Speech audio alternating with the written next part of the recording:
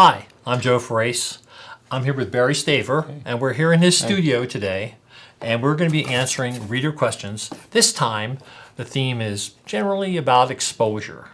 And before we get into answering the questions, I wanted to talk about how I photograph cars. And specifically, the question I get asked the most is, how do I photograph black cars and white cars? It all boils down to this. If you don't know about the Kodak Gray card, well, you really should look it up somewhere. I'm sure I have a blog post. If I can find it, we'll put it down below. Kodak Gray card, this is what your meter sees. And so when I'm photographing a black car, if I just take what the meter tells me, it's going to look like a gray car. If I photograph a white car, and the meter's going to tell me it's a gray car. So what I do is a simple rule. I overexpose white cars, I underexpose black cars. Now, one of the hidden benefits of using Kodak Gray cards, which you can always meter one in a scene, which is what the traditional use of them is. The flip side is white, a really clean white. So if you need to do a white balance to get your colors and your photograph looking really good, this is one of the cleaner whites that you can use instead of looking around for a piece of paper or something like that. Now, Barry, you have something else that you use. I do. I've got this passport, color checker passport, which in a sense will do the same thing with a white card. It's just portable. It's easy to carry around, and many people will put this in the first shot of a still photo, or they'll hold it up and shoot some and roll some video with that. So you can come back later and get a perfect color balance. You know, quite honestly, I don't use this nearly as much as I should. Many times at an event, I'll do a quick color balance check on a tablecloth or some place cards that might be set up.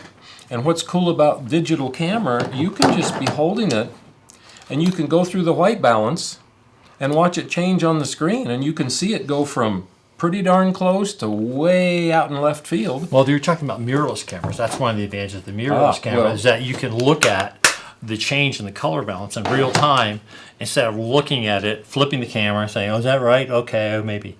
But you could actually have it to your eye and make those changes. So yeah, it's changing as I see it. Yeah. So one of the many hundreds of advantages of mirrorless cameras. So let's get to the questions. Okay. So the first one is from Liz in Reno, Nevada, and she asked the big question, how important is the histogram to you when shooting outdoors or in the studio? I'm going to let Barry handle the big part of this, but I'm going to give you a hint of how I use the histogram, because I don't use it very much. Basically, I use it under two conditions. I use it when I'm shooting infrared, because visible light is different than infrared light. And I find if you look at what the screen is telling you, your LCD screen on the back of your camera, you're going to underexpose the picture. You really need to look at the histogram, and it will tell you what to do. And I find in general, I overexpose my infrared pictures anywhere from a stop to almost 2 stops, depending on what the lighting conditions are and the invisible lighting conditions are any given day. The other place I use it is in the studio, especially when I'm doing portraits. First thing I do is I do a test shot, and then I take a look at the histogram to see where I am. Because although I have to admit that the cameras are getting much, much better as far as giving you an actual preview of what it looks like, will finally look like. I have a lot of old cameras, so sometimes it's always a good idea to check the histogram and against your eyeballs. And so those are the two places I use histogram, but I bet you do it completely differently.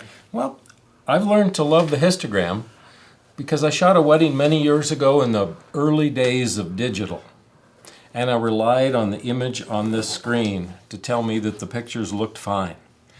And I shot the entire wedding. It was out of town. It was a Santa Fe wedding. And every picture was underexposed easily 1 stop, because this thing, I wasn't used to using it. And it took me hours and days of post-production and help to get the images usable. I have used the histogram religiously ever since. And I might do it quickly. I might do a quick, like you said, a test shot. I might, in an event, I'm going along shooting, and I'm basically looking to see if my exposure is within that range on the histogram. And we'll put up a couple still images over our talk here to show you a couple of histograms to give you an idea. But it's a great tool to really judge the exposure. Great. I hope you like that, Liz. Our next question is going to be a short one. Barry and I talked about this a little bit before. My question is about how this is from Gary in Sheridan, Wyoming, where they get a lot of snow up there. My question is about how to shoot in snow to prevent getting a blue cast. Does overexposing help?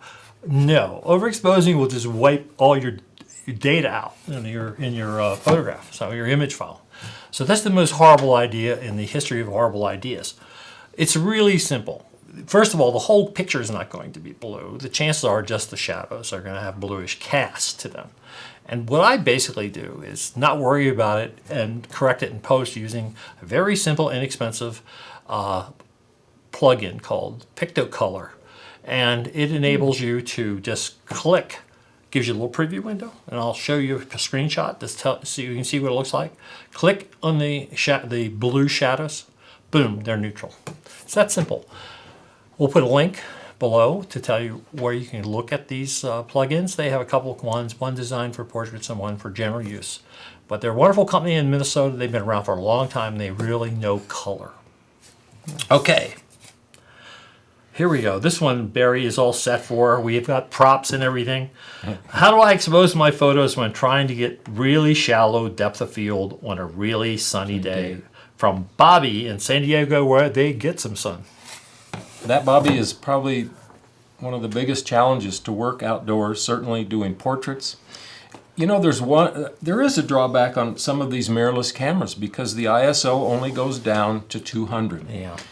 In the film days, in some of the full-frame cameras, you can go down to 100, some to 50. You could buy 25 ISO film, and that was never a problem. But since we don't have that luxury, clearly you want to take that ISO down as low as it will go, first of all.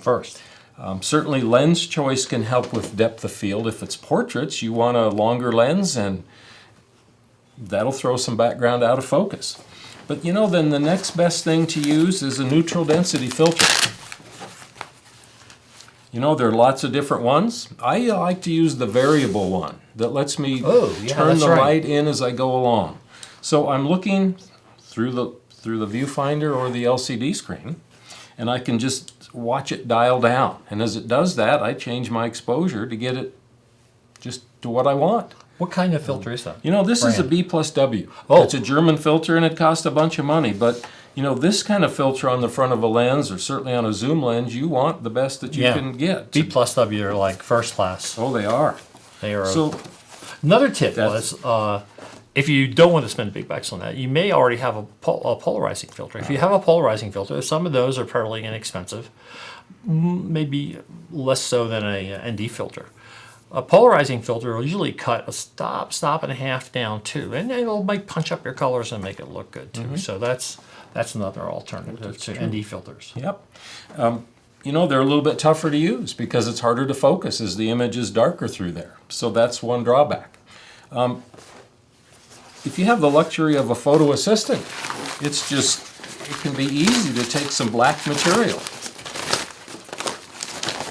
and have that held up to shadow to darken one side of a face. You could put it in the frame, and it can be held overhead to completely cut out any light coming in on the top. You could easily do this too by shooting under a porch awning. There's a lot of ways to do it, but you can't always do that, can you? Your portrait needs to be taken in a certain spot.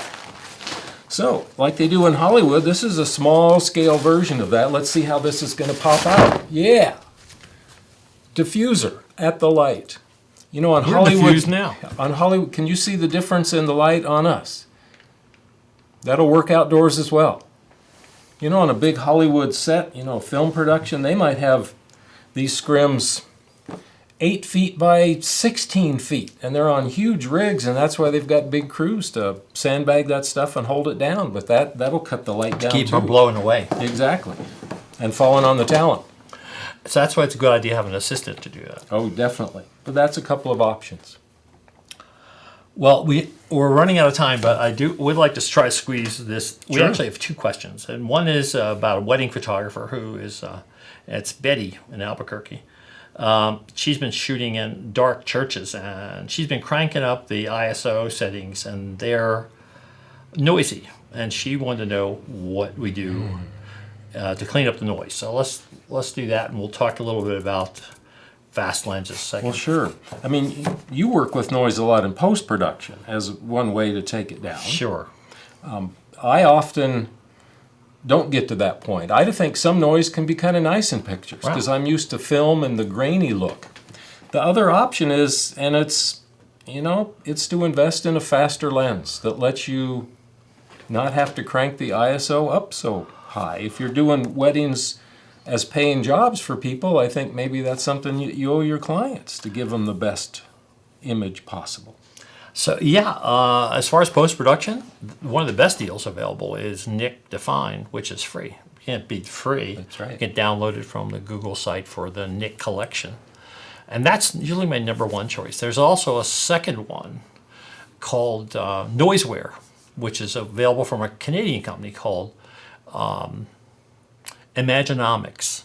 And I will put links below that you can check out both of those software items. I use Define all the time. Sometimes when I'm shooting under these high ISOs, which we talked about in the last podcast, doing portraits with LED lighting, it can be a little noisy, so I'll run Define to kind of clean it up. But post-production is one way to go. Fast lenses is the other way to go.